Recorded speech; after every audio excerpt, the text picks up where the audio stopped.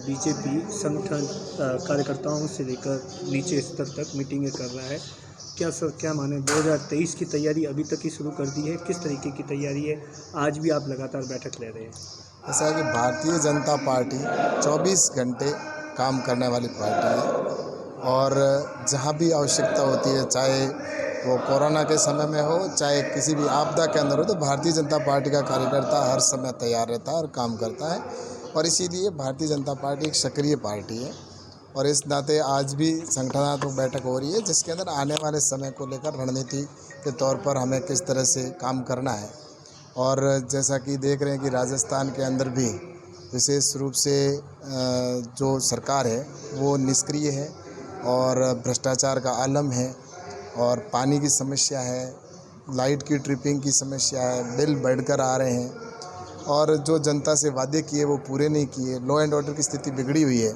इन सभी विषयों को लेकर आने वाले समय के अंदर हमें इस सरकार को घेरना है, इसकी भी रणनीति बना रहे हैं। और कुल मिलाकर यह है कि राजस्थान के अंदर अब जो स्थिति बनी हुई है, जनता ने जो मानस बनाया है, तो निश्चित रूप से भारतीय जनता पार्टी हमेशा जनता के साथ खड़ी रही है। चाहे वो सत्ता में हो तो भी जनता के समस्याओं को लेकर उनके साथ समाधान करने के लिए खड़ी रही है और चाहे आज समस्या है और सरकार में नहीं है तो हम उनको उनके साथ खड़े हैं कि समस्याओं को किस तरह से निपटारा हो। तो निश्चित रूप से भारतीय जनता पार्टी इसी को लेकर आज बैठक रखी गई है और संगठनात्मक बैठक चर्चा हो। नीट परीक्षा हाल ही में हुई है, जिसमें नकल को लेकर जबरदस्त तरीके से आरोप है। बीजेपी के प्रदेश अध्यक्ष भी अभी घंटे भर बाद प्रेस कॉन्फ्रेंस कर रहे हैं। किस तरीके से छात्रों के, परीक्षार्थियों के साथ में खिलवाड़ किया जा रहा है?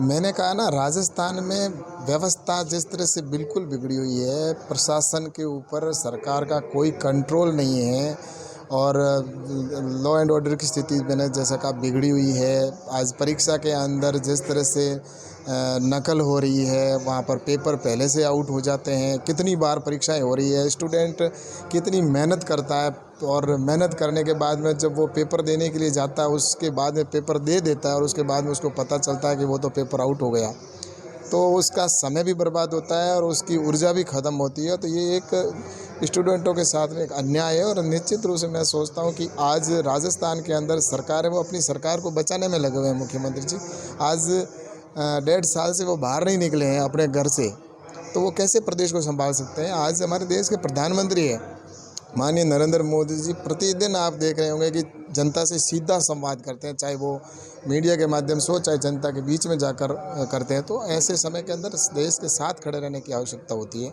वैसे राजस्थान के अंदर कोई संभालने वाला नहीं है, उनके तो आपस की लड़ाई की वजह से ये सिर्फ समय निकाल रहे हैं कि अगर बाहर आ गए तो मंत्रिमंडल का विस्तार करना पड़ेगा और मंत्रिमंडल का विस्तार करना पड़ा तो सरकार उनके 2 भागों में बटेगी और गिर जाएगी।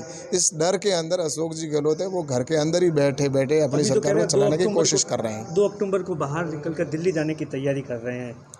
ऐसा है, मुझे उनको लग रहा होगा कि पंजाब के जो हालात बने हैं वो शायद राजस्थान में नहीं बन जाए, इसलिए हो सकता है अपने कुर्सी को बचाने के लिए दिल्ली जा रहे होंगे, लेकिन जनता के लिए वो जनता के बीच में जाना चाहिए। दिल्ली तो वहीं है। कैप्टन अमरिंदर सिंह कल अमित शाह से मुलाकात की, ऐसा बताया जा रहा है कि उन्हें कृषि मंत्री बताया जा रहा है।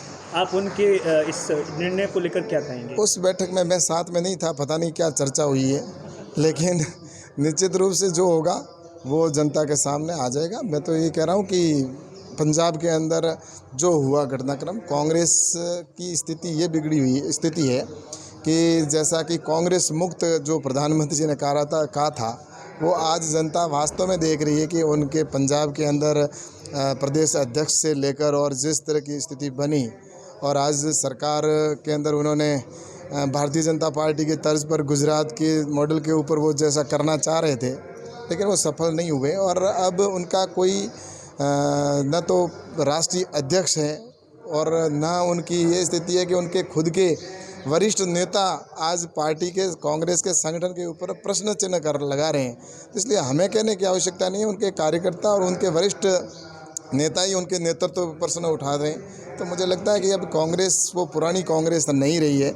जो आज़ादी के समय में जिस समय पूरा देश साथ में होकर किया था, अब तो वो महात्मा गांधी जी ने भी उस समय कहा था कि वो कांग्रेस को उस समय समाप्त कर देना चाहिए था, लेकिन अब निश्चित रूप से इनके नेता हैं वो इसको समाप्त करने में लगे हुए कैसे हैं। लगता है राहुल गांधी और प्रियंका गांधी से कांग्रेस नहीं संभल रही, इसीलिए एक के बाद एक इस तरीके के वो डिसीजन लेते हैं और उनके पार्टी के नेता या तो दूसरी पार्टी में चले जाते हैं, क्या लग रहा है?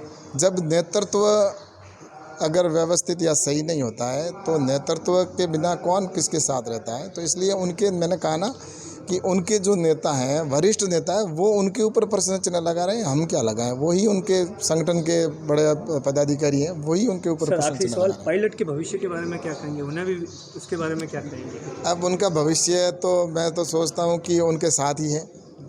क्या लगता है?